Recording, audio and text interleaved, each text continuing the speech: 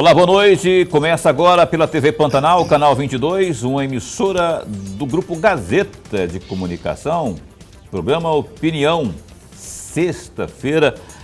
Então, hoje, 16 de abril de 2021. Como vai? Vai bem? Tomara que você esteja bem e, mais do que isso, tomara que você continue bem. As vibrações positivas estão sendo disparadas daqui para lá, tomara que venham de lá para cá também, para que estejamos sempre bem, saudáveis, protegidos por Deus. Opinião está no ar e hoje entrevista Júlio José de Campos, ex-governador.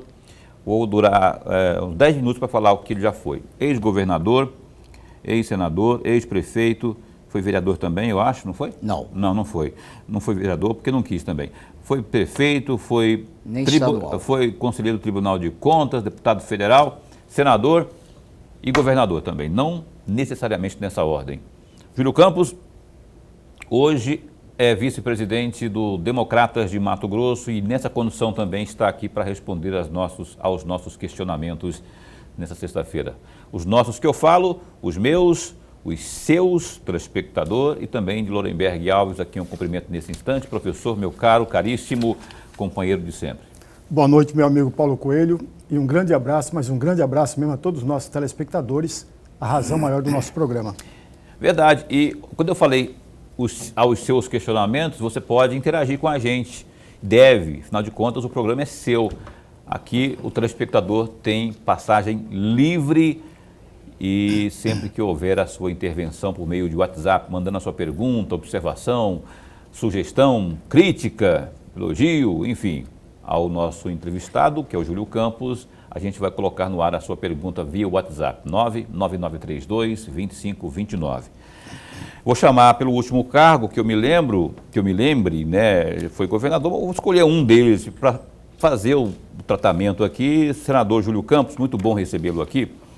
Mais uma vez, não é? E eu já vou perguntando, rapaz, por que a pandemia tem causado, evidentemente, os problemas sanitários, só que a política não está ajudando, rapaz. Eu vi o senhor esses dias dando uma bronca aí, apelando para o Espírito Santo, e não é um apelo, isso aí é uma coisa que a gente faz cotidianamente. Mas na sua manifestação pública, tinha esse quê de chamar a atenção. Gente, vamos unir as forças. Gente, que eu falo, e que ele disse, governador Mauro Mendes, prefeito Emanuel Pinheiro, que ficam aí nessa coisa, não é? Eu até inventei um versinho esses dias aqui, ao vivo, não é? Recado para os dois, 2022 se vê depois, né? Até rimou. E aí foi nesse sentido a sua fala, né? O senhor estava meio bravo com o próprio colega de partido, que é o governador. Boa noite. Boa noite, telespectadores da TV Pantanal, do programa Opinião. Boa noite, professor Lorenberg. É com satisfação que atendi ao seu convite para voltar hoje a este programa, e realmente eu dei uma entrevista na rádio CBN Mato Grosso e achei que o momento tem que dar uma acalmada nessa situação. Não é possível que dois políticos inteligentes, ocupando os dois maiores cargos eleitos pelo povo de Mato Grosso de Cuiabá, que é o governo do estado e a prefeitura da capital, não se entenderem neste momento de pandemia com que vive o nosso estado, com que vive Cuiabá e com que vive o Brasil e o mundo. Porque não é uma doença qualquer. Não é só o Brasil que já está com 350, 300 e tantos mil mortos em apenas um ano e meio de pandemia. Não é só Mato Grosso que está com milhares de pessoas mortas, e Cuiabá com tantas milhares de pessoas mortas também. E não se entende, os dois governantes maiores, o Mauro Mendes e o Emanuel Pinheiro, até agora não se conversaram, não conseguem sentar numa mesa, discutir qual a melhor estratégia para combater essa doença, para resolver os problemas. Não só o problema da doença, que é grave, nós estamos com falta de leitos hospitalares, de UTI nem se fala, uma fila ontem à noite, no relatório, ainda tinha uma fila de 70 pessoas aguardando leito hospitalar, ou leito de UTI aqui em Cuiabá. Além disso, Mato Grosso todo desarrumado nessa política da saúde pública, como também o problema social. Problema grave. Milhares de pessoas desempregadas ou subempregadas, ou não tá até empregada e não podendo trabalhar, por problema do distanciamento social, e muita gente passando fome, professor. Eu sou um político muito popular, que atendo muita gente, muito pedido de ordem pessoal, familiar, né? Nunca recebi tanto pedido de ajuda financeira como nesses últimos dias aqui. Diariamente, é gente que está pedindo dinheiro para comer, para cesta básica, para pagar aluguel, para pagar energia elétrica, enfim, remédios. Hoje mesmo, de manhã, eu acordei cedo, fui ficar na porta do pronto-socorro da Vaza Grande para receber um companheiro nosso lá de Araputanga, né? Um valoroso companheiro que estava morrendo lá por falta de oxigênio, né? Sorte que a ambulância trouxe, e no meio do caminho o oxigênio da ambulância acabou também, e vinha outra ambulância de 4 marcos, socorreu, e ele chegou quase morrendo no hospital lá do pronto-socorro de Vaza Grande. Agonia, né? Quer dizer, então, eu acho que nós, políticos, seja de qualquer tipo de ideologia, qualquer tipo partidário, temos que nos entender disso. É um apelo que eu faço para esses dois políticos brilhantes, que estão fazendo uma bela gestão, mas que não se entende de jeito nenhum. Não é possível, pelo amor de Deus.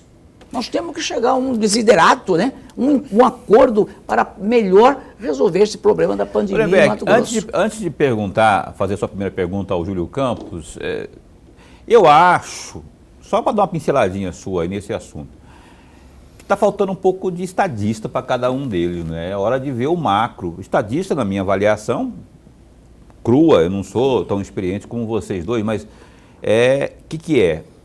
Enxergar o macro. O macro, o que é? Primeiro vamos resolver o problema, depois a gente, aquilo que eu falei, se vê depois, né? Depois a gente resolve o que tem que fazer, se a gente briga, se a gente se une, enfim. Mas se foi eleito para cuidar do povo, então vamos unir as forças, mais num momento crucial como esse, inédito como esse, vamos unir as forças. Isso chama-se ser estadista, na minha avaliação. Não está faltando um pouco ou um muito para ambos nessa situação toda? Só uma pinceladinha aí. Mas muito rápido, Paulo, você está coberto de razão. Só não a palavra estadista, porque há muitas décadas que nós não a temos. Estadista é muito diferente. Estadista é aquele que surge exatamente no período mais crítico que a nação está vivendo, que a nação está passando. E ao surgir esse estadista, ele coloca no lugar do outro e não enxerga o seu próprio umbigo. Ele enxerga a necessidade, os anseios É isso que eu pensei. do outro. Foi nesse sentido que eu falei, enxergar o outro. Independentemente da existência do estadista, nós não temos há décadas e não teremos nos próximos 100 anos. Esse é um problema. Agora, é preciso, sim, os políticos existentes no país, os governantes do país, deveriam todos, não apenas o governador de Mato Grosso e o prefeito, mas, sobretudo, o governador de Mato Grosso e o prefeito, darem as mãos para combater o único inimigo que temos, que é exatamente o vírus. E, por favor, faça a sua primeira pergunta aqui ao senhor digníssimo Júlio Campos. Olha, ex-governador, ex-senador, a honra e o prazer e a alegria é nossa, dobrada. Eu gostaria de usar uma parte da resposta que o senhor nos trouxe para trazer um outro detalhe, um outro trecho de uma fala do senhor no dia 20 de março, de acordo com o site O Documento, o senhor teria dito, entre aspas, preocupa sim, eleição é eleição e qualquer candidatura preocupa. Ainda mais a de um prefeito da capital, onde o Mauro Mendes tem o seu principal reduto político. Fecham aspas. Só para que o amigo telespectador possa entender, o senhor estava referindo a uma candidatura do Emanuel Pinheiro disputando o governo do estado em 2022. Eu tenho 3 perguntas para fazer ao senhor a respeito disso, senador. A primeira, por que a candidatura Emanuel Pinheiro preocupa o DEM e preocupa o senhor? A segunda questão, o senhor acha que a pandemia pode tirar votos do atual governador do estado? E a terceira e última, o Piveta seria o nome ideal para compor a chapa do Mauro Mendes para disputa à reeleição? Veja bem, professor, neste momento está difícil a gente fazer política partidária, até respeitando, né, a situação do momento, a pandemia. Nós estávamos planejando, dentro do Partido Democratas, que como houve, no final do ano passado, um resfriamento da doença, começou a ter uma abertura maior, nós acreditávamos que a doença ficaria só na primeira fase. Ninguém achava que viria essa segunda fase, né, mais violenta e mais brutal, né, com essas cepas mais perigosas ocorrendo neste ano. Então, o nosso partido, que tinha um planejamento já organizado, teve que refrear tudo. O próprio presidente do partido, eu tive com ele essa semana, conversando, o doutor Fábio Garcia, entende que realmente nós estamos meio devagar, quase parando, mas que também não tem como agir, a não ser por telefone, por entrevistas, por contato, via internet. Mas, com relação à política, não resta dúvida que numa eleição de 2022, no ano que vem, que a eleição não vai ser adiada. No máximo que pode adiar de outubro para novembro, como foi com as eleições municipais. Eu acredito que a oposição hoje ao governo Mauro Mendes é o candidato mais forte para uma possível disputa voto a voto seria, com certeza, o prefeito da capital, né? Porque ele acabou de ganhar uma eleição difícil na capital e ele é um político experiente, preparado para o embate e que teria um grupo econômico, financeiro, empresarial ao lado dele para enfrentar. Mas mesmo assim, ele já confirmou em entrevista que não será candidato. Então, o governador Mauro Mendes pode ter mais tranquilidade, né, sabendo que o atual prefeito da capital, que seria o seu principal concorrente, já disse que vai cumprir o seu mandato, que eu acho certo.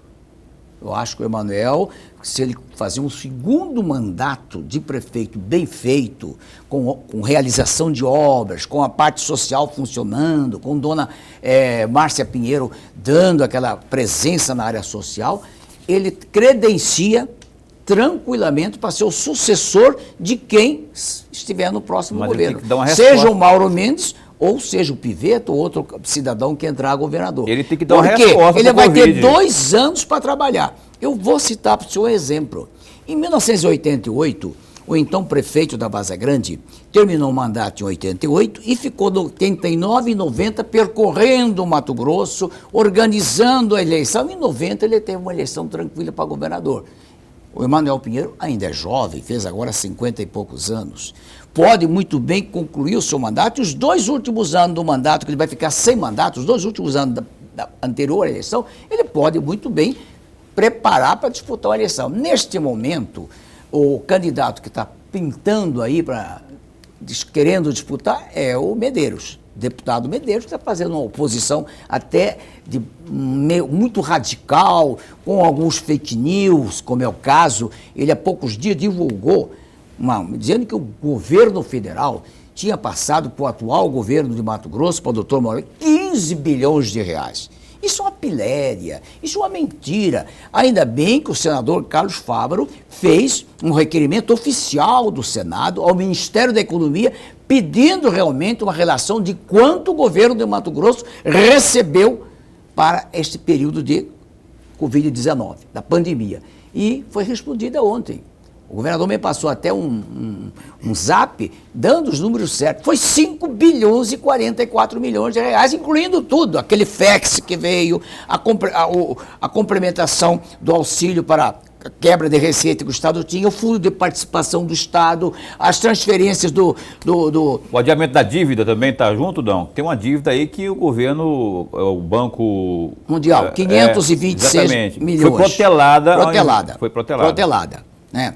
Isso está no bojo também nessa conta. Está no bojo de todo que o recurso. Então, quer dizer, mas ele está fazendo uma campanha e ele é bom na mídia social. Vamos reconhecer, né? O deputado Medeiros é primeiro time do Bolsonaro em termos de mídia social, então ele está fazendo. Mas o que ocorre?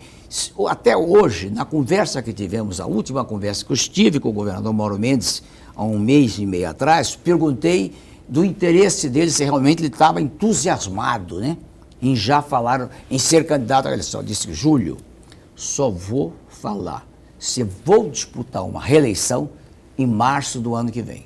porque até lá eu tinha uma avaliação do quadro, né? Se temos uma possibilidade de disputar. Quer dizer, então, nós temos aí um prazo ainda praticamente de 1 ano para o governador consolidar o seu governo, consolidar as obras que são um volume muito grande do programa Mato Grosso Mais, que o Democrata está fazendo em todo o interior do estado e também aqui na capital, e para ver se nós temos um potencial grande de uma reeleição tranquila em 2022.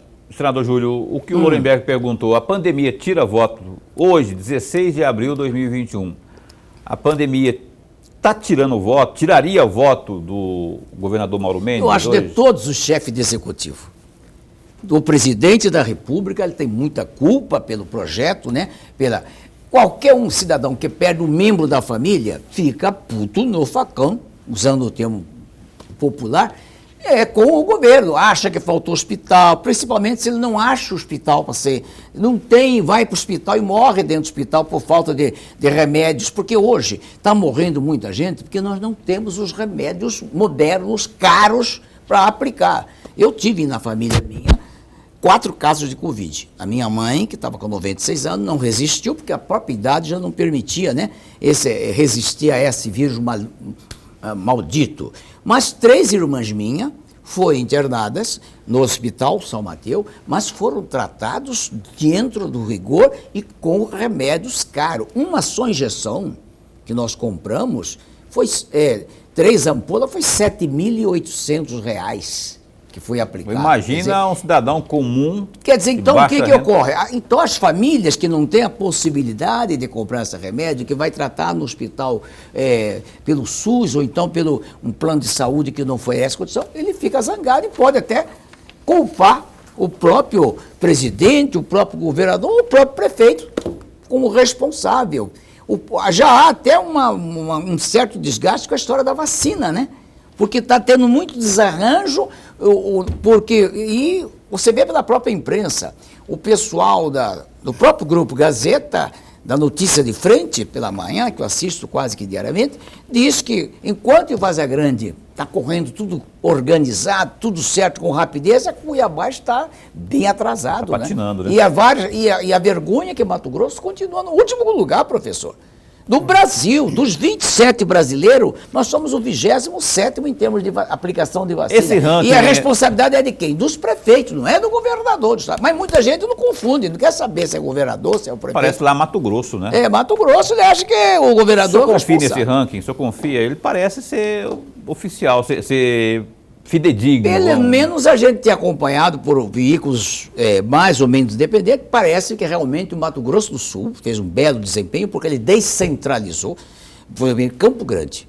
Tinha 61 postos de vacinação. 61 em todas as unidades. Aqui optou-se em concentrar em 2, agora com 3 lugares, né? Vazagrande ficou em 2 lugares, né? Mesmo assim está agindo mais rápido. Por exemplo, a opção de vacinar, Vazagrande já está vacinando pessoa com 60 anos. Mas é um negócio que lá no Mato Grosso do Sul, me parece, eu tenho que checar isso, mas a informação que eu tenho é que lá o governo, no caso o governo do estado, do Mato Grosso do Sul, ele não abriu o que o governo do estado de Mato Grosso abriu aqui, que foi ali na Arena Pantanal, abriu ali uma central de triagem. Né? Aquilo lá desafogou. Né, aqui. Se não fosse aquilo lá... Ah, sim, o governo do estado tem mérito. E lá no Campo Grande não tem. Então o que eles fizeram? Pulverizaram os pontos de... O governador construiu 2 hospitais, equipou 2 hospitais aqui em Cuiabá. O Metropolitano da Vazagrande e a Santa Casa.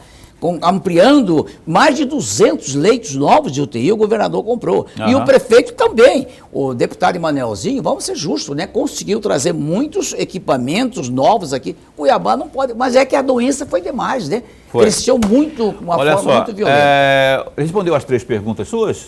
Respondeu, né? O Opinião vai dar um tempinho para o primeiro break comercial, também conhecido como intervalo comercial. A gente volta já já, e se tiver alguma pergunta aí, você que nos assiste, manda aí, 99932-2529. Estamos entrevistando nesta noite aqui o ex-governador Júlio Campos. A gente volta já já. Cá estamos de volta ao vivo aqui pela TV Pantanal, canal 22, programa Opinião, que está entrevistando o Júlio Campos nesta noite, que continua entrevistando já, porque eu vou abrir espaço agora para os principais destaques do www.gazetadigital.com.br. A gente sempre começa falando da pandemia, não é? Que é um assunto que não tem como evitá-lo.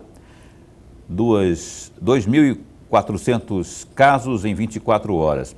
Jovem de 25 anos e mais 59 pessoas morrem de Covid-19.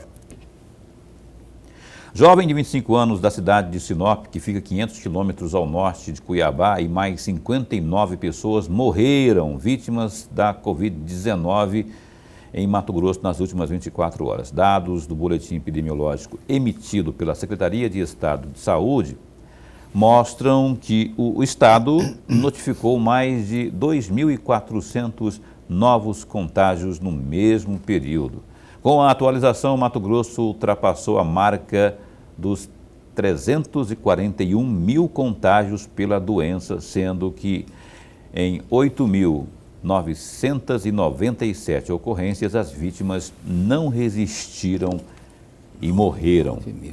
Hoje, o estado tem 2.000 pessoas internadas, sendo que 818 estão em unidades de terapia intensiva, o que correspondem a uma ocupação de 97%. Paralelamente, 46 pessoas aguardam pela liberação de UTIs, enquanto as enfermarias estão com 58% dos leitos ocupados.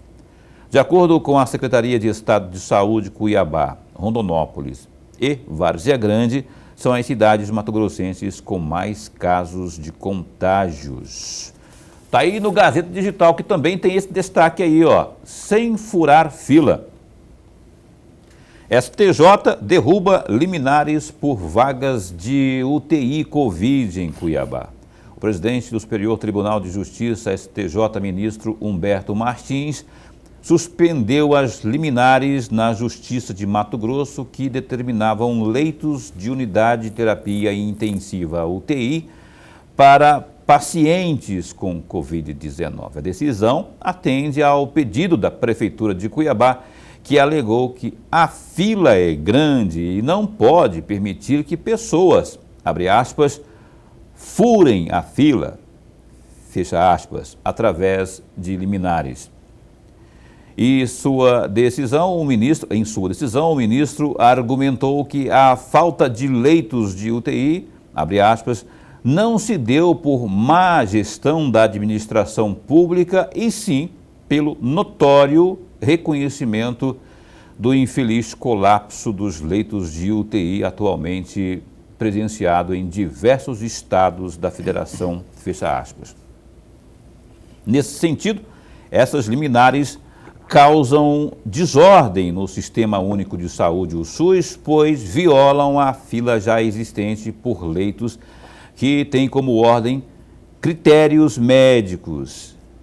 Essa ordem não pode ser alterada pelo Poder Judiciário. O ministro Humberto Martins apontou que, de fato, em razão das diversas liminares judiciais que determinam a internação dos pacientes nas UTIs, a capital mato-grossense está prestes a entrar em um colapso ainda maior, especialmente por causa da estrutura deficitária para combater a pandemia.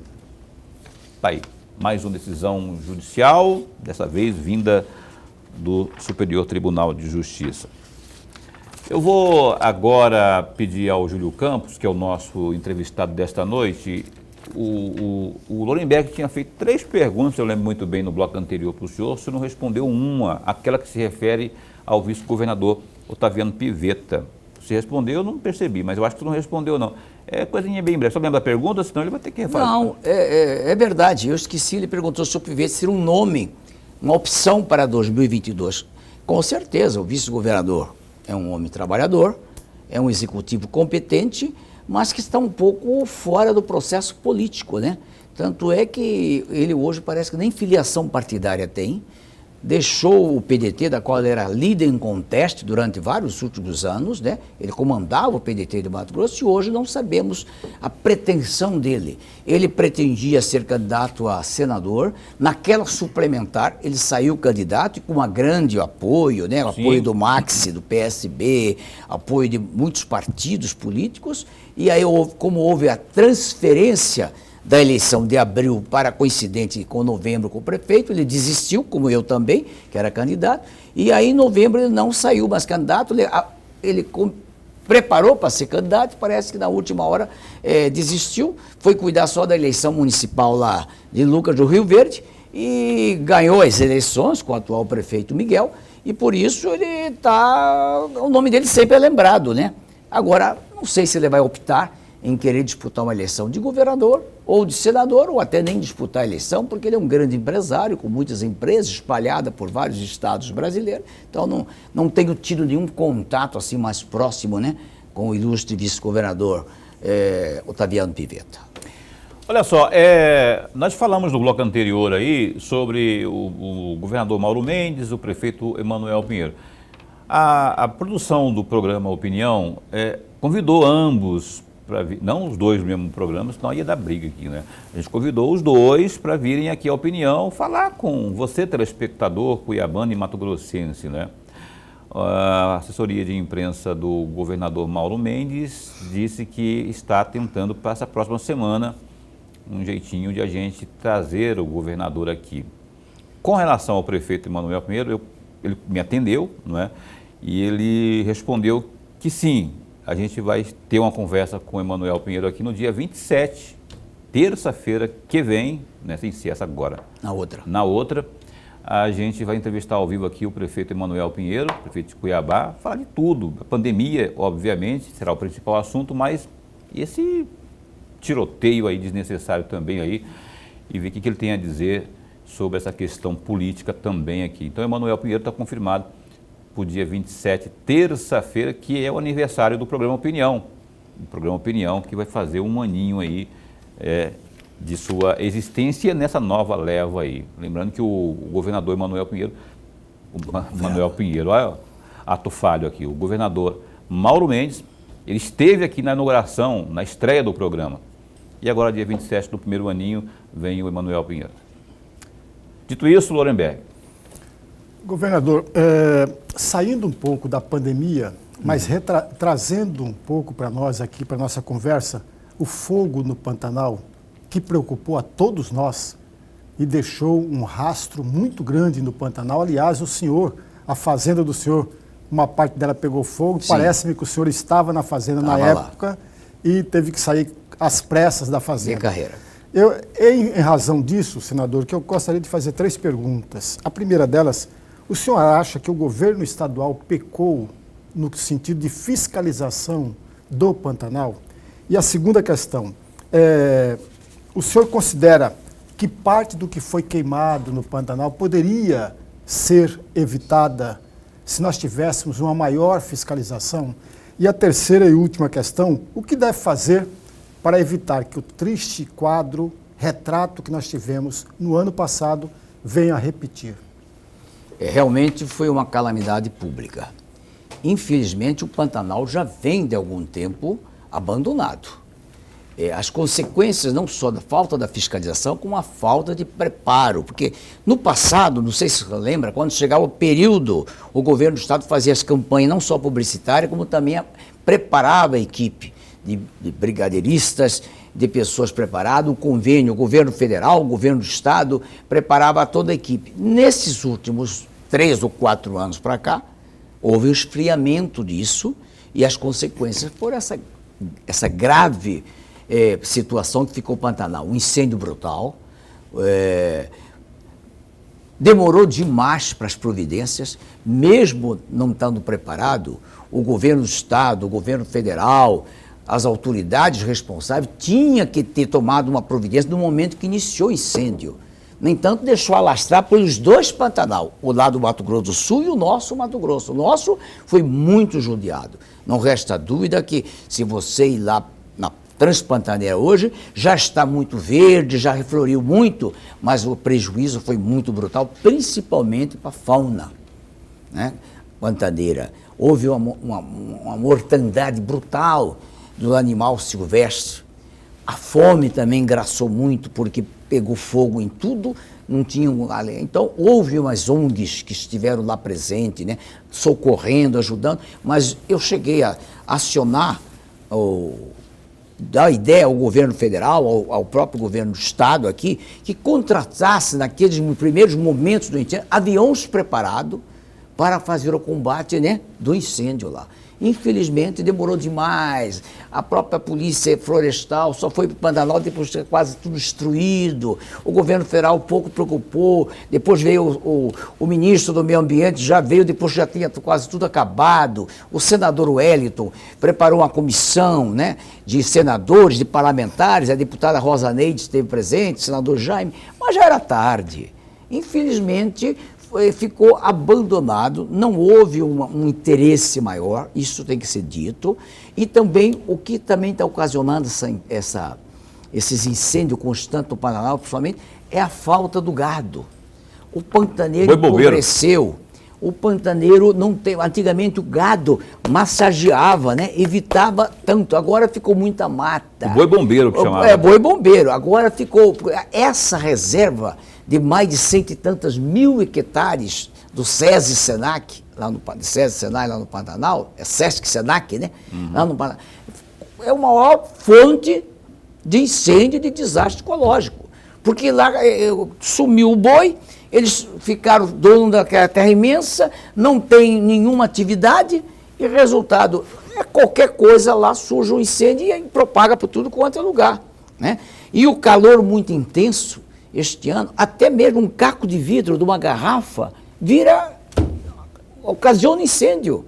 Então nós temos realmente, houve um descuido muito grande, o prejuízo foi tremendo e teve uma repercussão internacional de tudo isso. Eu acredito que a Secretaria do Meio Ambiente, a nossa SEMA, né, poderia realmente agora já preparar novamente, porque a chuva está acabando, quando chegar agosto, né, setembro, daquela sequidão, pode voltar a ter novamente incêndio e tornar-se incontrolável. A minha fazenda eu perdi quase tudo.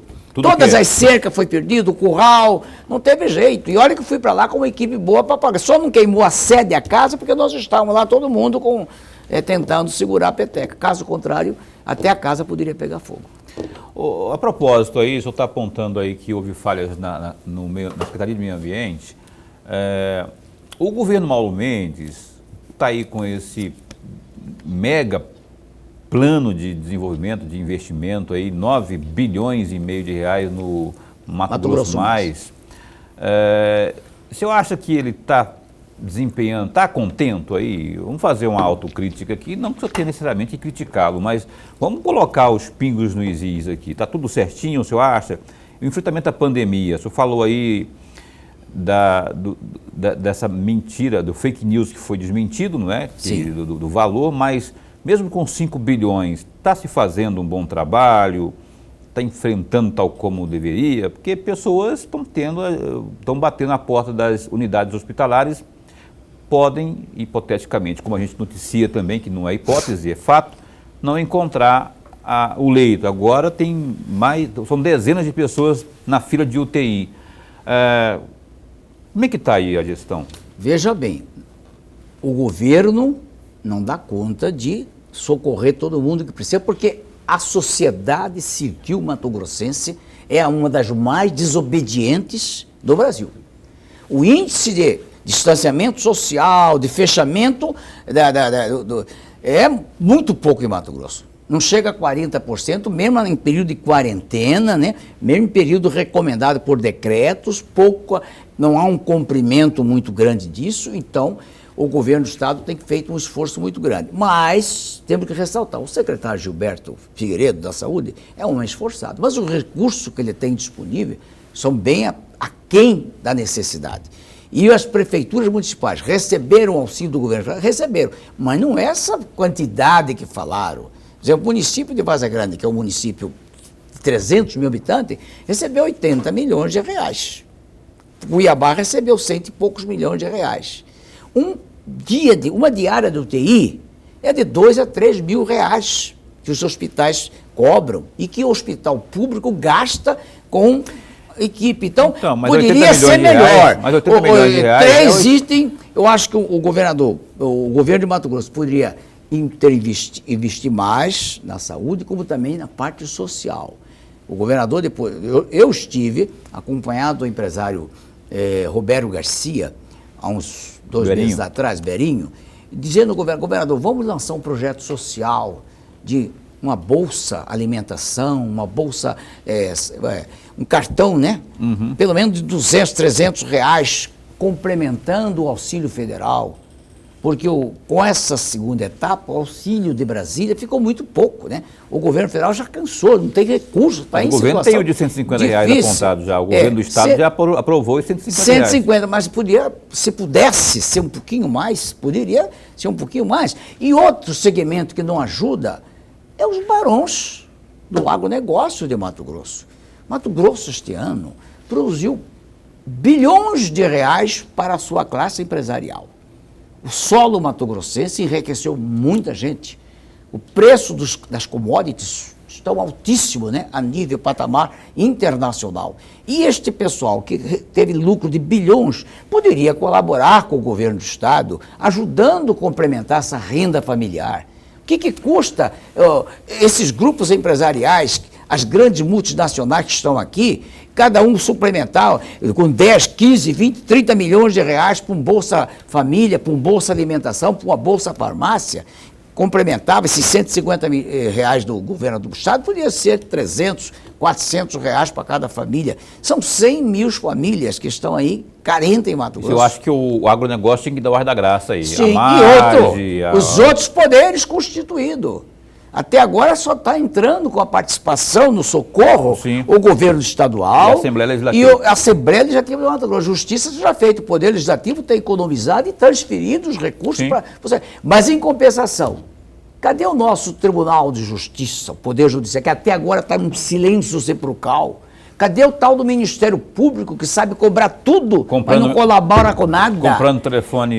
Cadê o Tribunal de Contas, que eu sou ex-conselheiro, eu sei que teria condição de cortar uma gordurazinha e transferir pouco de recurso. Tem, todos têm.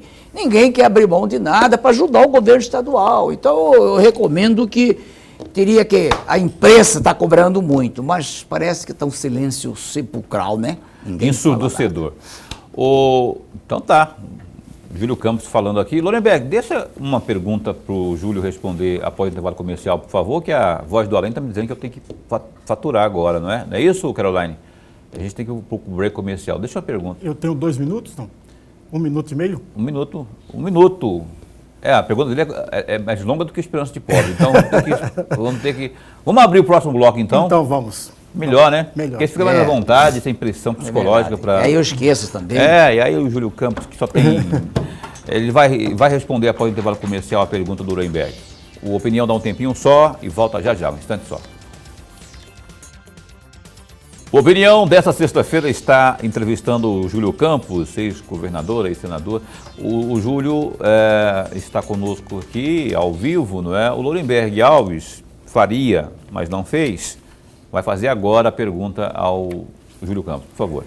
Senador, eu vou aproveitar a sabedoria, o conhecimento e a experiência que o senhor tem para fazer uma pequena provocação a respeito dos partidos políticos que estão cada vez mais fracos. Inclusive no ponto que ele mais realça, ele está continuando a ser fraco, de preparar os seus quadros para disputarem as eleições. E eu vou dar aqui 4 exemplos que eu gostaria muito da reflexão do senhor. Primeiro, em 1989, nós tivemos 22 candidaturas à presidência da República, das quais 8 candidatos, grandes candidatos. Eu posso citar aqui, por exemplo, a Aureliano Chaves, que o senhor conheceu muito bem. Muito, foi meu candidato na época. O Mário Covas e o Ulisses Guimarães. Uhum. São 8 grandes candidatos nessa lista. Em 2018, nós tivemos 13 candidatos. Todos ruins candidatos. Em Mato Grosso, em 2018, nós tivemos 5 candidatos ao governo do Estado e um senador que disputava o governo do Estado, mas os outros todos ruins. Em 2018 foi o Mauro Mendes que disputou o governo. Em 2014, que foi o senador Pedro Táxi, mais 4 candidatos ruins para o governo do Estado. Diferentemente de outros períodos, senador. O senhor lembra muitíssimo bem, o senhor conhece muito bem isso, que em 1965 a UDN tinha 3 bons candidatos ao governo do Estado e disputou internamente. Convenção. Que foi o Fragelli, o Garcia Neto e o Lúdio Coelho. O Lúdio ganhou aquela disputa Convenção. interna. Nunca mais viu isso. E aí eu tenho 3 perguntinhas para provocar o senhor a reflexão. O partido político no Brasil está pecando mesmo na formação dos seus quadros. Tanto é verdade que não tem nomes expressivos para disputar. Segunda questão, o que deveria ser feito no partido político, senador, para que esse quadro mude, mas mude radicalmente? O senhor fez uma questão que sempre venho levantando de vez em quando nas minhas entrevistas. Antigamente nós tínhamos partidos políticos ideológicos consolidados. Nós tínhamos uma UDN, que era o que fazia oposição ao regime Vargas e que representava a classe média brasileira, a classe urbana brasileira.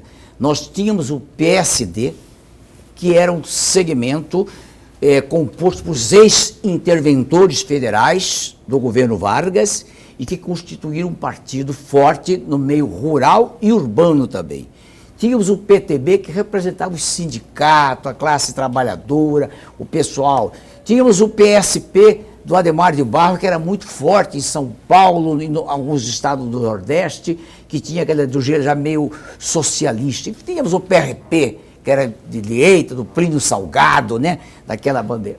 Depois disso, o movimento, essa crise dos partidos políticos, professor, começou com o movimento militar de 64, quando após as eleições diretas dos governadores, a última realizada ainda no regime passado, em 65, veio o ato institucional, eu acho que número 3, que extinguiu aqueles partidos.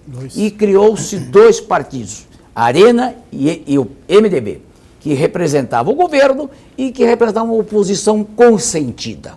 O MDB no início, né? Tanto que eu lembro que o Filinto Miller, a quem eu tive o prazer de conviver um pouco com ele, me disse que ele obrigou um determinado senador do velho PSD da Paraíba a filiar no MDB para dar o número mínimo de 5 senadores, que ficou Oscar Passos, o primeiro presidente, senador do PTB do Acre, e mais alguns outros senadores. E ele pediu para o Rui Carneiro, que era um senador expressivo do PSD da Paraíba, que fosse ao MDB para dar o número quórum necessário.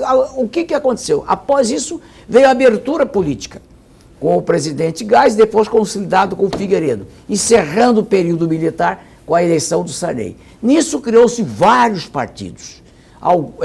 PDS, MDB, PDT, PDC, e já vieram sem ideologia, sem sentimento, sem aguerrido. E veio os transfugas, né?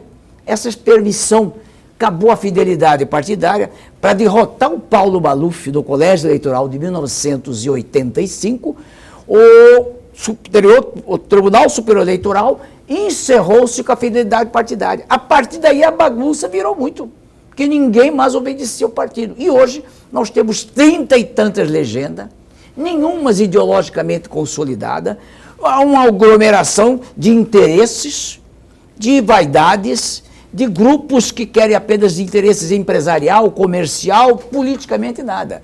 Foi dada a oportunidade para consolidar os partidos, determinando de que cada partido poderia ter uma fundação para preparar os candidatos, para ideologiar e para renovar o partido e também, por exemplo, nós da Arena temos o Instituto, que era Arena, virou PDS, virou PFL, hoje é Democrata, nós temos um instituto lá.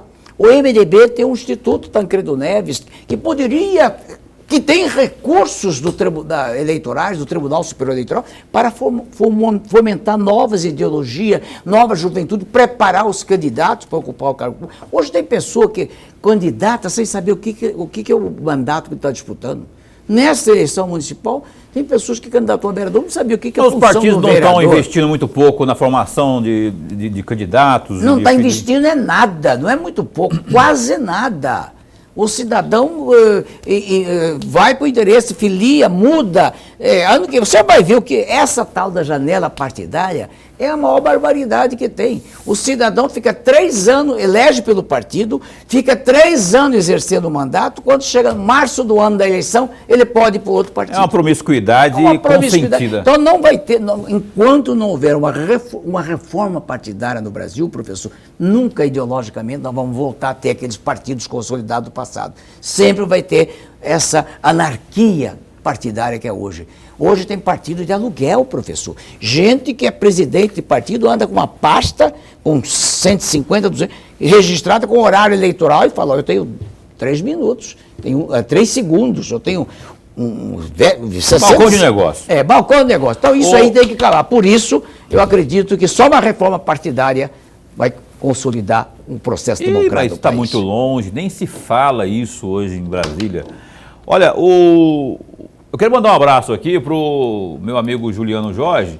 O Juliano é presidente da Metamate, não é? Está aqui, ele está assistindo a Opinião agora, ele tirou uma foto, inclusive mandou aqui no WhatsApp. Aqui, quero agradecer o Juliano. Ele mandou uma foto sua, inclusive, sabia? Ele tirou foto, esperou o Júlio Campos aparecer na televisão e tirou a foto do Júlio Campos aqui na... Ele é um jovem valoroso, que é uma das revelações políticas do Democratas que nós estamos preparando até para ser um dos pré-candidatos a deputado estadual no ano que vem pelo partido, né? Né? É um bom quadro. Eu convidei o Juliano para vir aqui já a Opinião, falar em nome da Metamate, Mato Grosso, que tem de garimpo aí, e ali, daria Puanã ali, eu sei que ali é um negócio que... O Nortão. O Nortão, né? Os olhos do tio Patinhas até saltam assim. O Juliano deve vir nos próximos dias também aqui falar conosco sobre isso aí. E tem o trabalho que está fazendo da perfuração dos poços também. A Metamate conseguiu uma emenda do senador Jaime, do senador Wellington, e comprou equipamentos que hoje está em todas as comunidades pequenas que não tem água tratada, a Metamate está indo dar. Muito bom, muito bom. É um trabalho social. Aí, Juliano, falta você vir aqui então. Um abraço também para o Romualdo Júnior, seu irmão aí, né? O Romualdo está bem de saúde já, graças a Deus. Falei com ele essa semana também. Governador Júlio Campos, o VLT, Pedro Taques fez toda uma política em cima do VLT, depois foi contestada. O Mauro Mendes ensaiou, disse que tinha um estudo, que nunca se definiu que estudo que é esse, quando que ficou pronto. Não saiu do papel, continua esse rasgo de fora a fora aí. O que o senhor pensa disso aí tudo?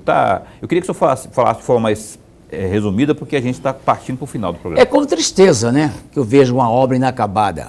Se gastou-se 1 bilhão e 40 milhões, tem ainda parado no Caixa Econômico quase 300 milhões de reais para concluir a obra, e com mais 300, 500 milhões, 600 milhões com que está já, poderia terminar essa obra, mas infelizmente houve uma briga política.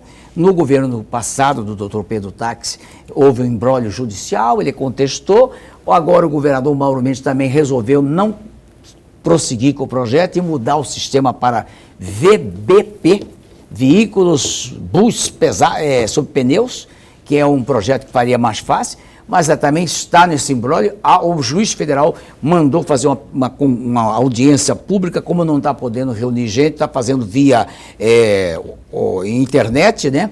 Via e-mail, e eu fico com tristeza de ver se Várzea Grande foi a mais sacrificada, porque rebentou a nossa Avenida da FEB. Sim. E o comércio faliu também. O comércio daquela região toda, agora que está reconquistando algumas novas lojas comerciais, né, lentamente, e até hoje nada. Eu acredito que tem que haver um bom senso e equilíbrio neste momento. Se não der de fazer o VLT, que faça o VBP. Mas faça alguma do coisa. jeito que está aí, não vai sair nenhum nem outro. Faça alguma coisa. A briga de Manuel Pinheiro com o Mauro Mendes também atrapalha isso. Ô, Lemberg, cabe mais uma bem curtinha aí, se tiver, para... Mais uma bem rápida. Senador, no dia 14 de dezembro de 2020, o jornal A Gazeta publicou que o senhor fez críticas ao desempenho do Democrata nas eleições de 2020. O senhor falou que o desempenho poderia ser muito melhor, ainda que a sigla conquistou 25 prefeituras. De fato, quais foram os erros cometidos pelo Democrata? Veja bem, minuto para falar isso aí. nós conquistamos 25 prefeituras, mas de pequena monta. Para você ter ideia, o total de votos que os candidatos do Democrata tiveram nessas 25 prefeituras não chega a 100 mil votos. O município mais importante que nós governamos hoje chama Juara. O resto é pequenas cidades, nós podíamos ter muito mais desempenho, podíamos ter muito mais eleição de vários companheiros, em cidades maiores, com potencial eleitoral maior, mas mesmo assim elegemos uma boa quantidade de vereador, mas o partido saiu menor do que entrou. Nós entramos com 27 prefeitos, né, de cidades expressivas de Mato Grosso, saímos com 25 prefeitos de pequenas cidades. Isso foi a minha insatisfação e eu falei ao presidente Fábio Garcia, ele contesta um pouco, mas é coisa que nós vamos consertar daqui para frente. O ideal é nós consertarmos o partido para 2022, nós conseguimos crescer o partido, não só elegendo o novo governador, também o senador e também deputados federais e estaduais. E ele é um dos candidatos nossos a deputado federal. O Fábio Garcia já se apresentou como futuro candidato a deputado federal pelo Democrata. Júlio José de Campos, ex-governador, ex-senador, ex-quase tudo. Muito obrigado por você ter vindo aqui. Tem uma perguntinha assim que eu queria que você respondesse em 40 segundos. 30 segundos. O senhor dá nome para a avenida. Lá em Sinop tem avenida com o seu nome. Cidade. Aqui tem Campos de Júlio, que é cidade também. Aqui em Vargem Grande tem. E o Ministério Público diz que isso não pode, que é ilegal. O Jaime Campos, lá em Barra do Garça, também tem avenida com o nome dele. Como é que o senhor responde a isso tudo aí, essa crítica? Olha, aí? a população não aceita. aceita. O senhor é vivo, só pode gente que já morreu. É difícil uma rua que está há 40 anos com o nome de Júlio Campos, se mudar, vai acabar com todo o comerciante, com postal, correio, telefone, é muito difícil mudar o nome. Deveria ser, quando foi colocado o nome, não era proibido. Então, a lei não pode retroagir para punir. Ninguém pôs nome de Júlio, de Jaime, de Mauro, de Fragelli, aliás, de Fragelli, não, de quem está vivo aí há poucos dias, o Frederico, agora. Mas no passado existia isso, lamentavelmente. Eu fico muito feliz, porque de me homenagear em vida. Quando morrer, não precisa ficar fazendo inauguração, aquela coisinha com o nome, meu nome, porque não vai me agradar. Eu fico feliz de ter, e o Ministério Público entende isso, eu acho. Ok, obrigado pela sua participação, pela sua vinda mais uma vez aqui. Saúde para o senhor, já vacinou, né? Já. Saúde para o senhor aí, mais não sei quantos anos aí, uns 30, 40 por aí. Uns 15, tá bom. Obrigado por ter vindo, fica com Deus. Um abraço. Um abraço ao Júlio Campos, um abraço também ao Lorenberg Alves. Até segunda. Até segunda. Até segunda. O comandante da Polícia Militar de Mato Grosso, o Jonildo José de Assis. Coronel Assis será o nosso entrevistado de segunda-feira. O Coronel Assis, que hoje faz aniversário. Parabéns, viu, Coronel? Vai ter festa aí. Não pode aglomerar. Um abraço para o senhor, felicidade, muita saúde aí, viu? Segunda-feira, o Coronel Assis, comandante da PM, aqui ao vivo no programa Opinião. Se cuida, pelo amor de Deus, você que nos assiste. Se cuida, viu? Quero te ver bem, com saúde. Segunda-feira a gente se encontra aqui. Bom fim de semana, fica bem, fica com Deus também.